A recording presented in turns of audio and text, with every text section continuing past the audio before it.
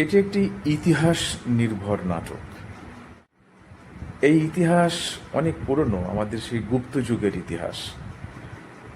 রাজা সমুদ্রগুপ্ত, তার দুই সন্তান রামগুপ্ত, চন্দ্রগুপ্ত, এবং তাদের মাঝখানে একটি নারী চরিত্র, মানে রানী ধ্রুবদেবী।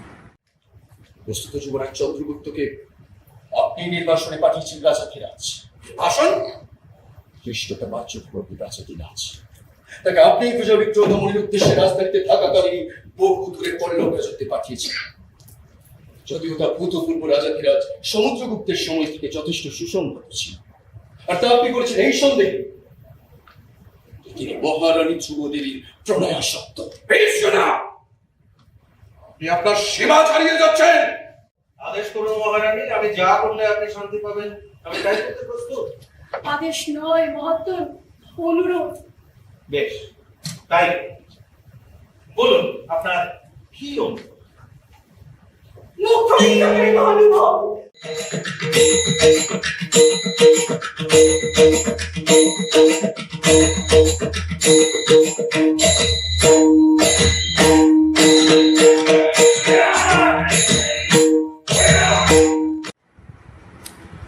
একটা চমৎকার কাজ করেছেন।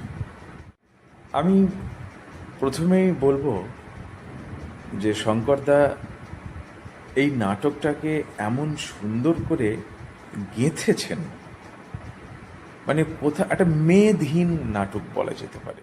সদয় হওয়ার ভালোবাসা, শুধু যে ভালোবাসা নয়, সে কথা তুমিও ভালোই জানো।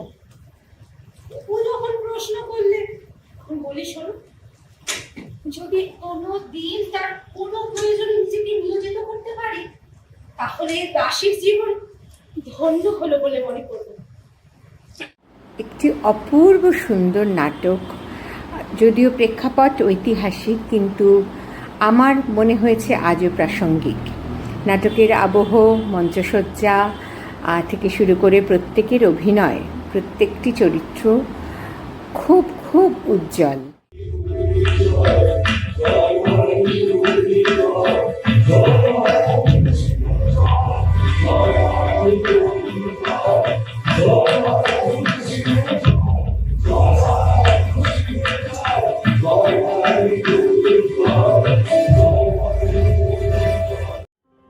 নমস্কার বন্ধুরা, সম্প্রতি একটি অত্যন্ত শক্তিশালী নাট্য প্রযোজনা দেখে এলাম তপন থিয়েটারে, রং ও মুখের রূপাকৃতি। আমার তো আবার দেখার ইচ্ছে আছে। বন্ধুরা, আপনাদেরও বলছি, আপনারা আসুন, উপভোগ করুন একটি অসাধারণ নাট্য প্রযোজনা, রং ও মুখের রূপাকৃতি।